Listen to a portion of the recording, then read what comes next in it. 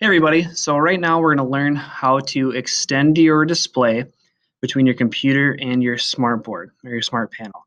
So what you're going to do is on your main screen here, you're going to right click and it's going to pop up and you're going to see display settings. So in display settings, you're going to jump down when it opens up. You're going to scroll down a little bit until you see multiple displays right here.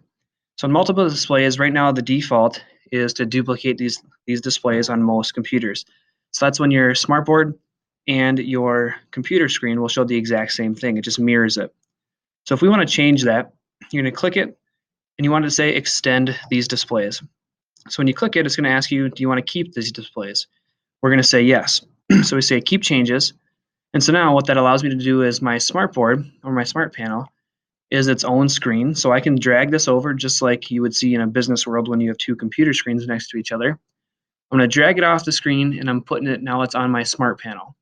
And the nice thing about that is I can have something plain, whether it's CNN 10 or announcements or you name it as a teacher. You can have that up. And then when I come back over to this screen, I can open a different window and have different things going at the same time. So on my computer screen, I could have attendance or different things like that we don't always want up on the screen in front of students. You can have that screen on your computer at your desktop while also projecting something else on your smart panel.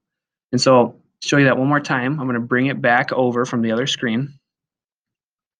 And if I want them to be exactly the same again, so I would right click, hit display settings, scroll down a little bit where now it says extended.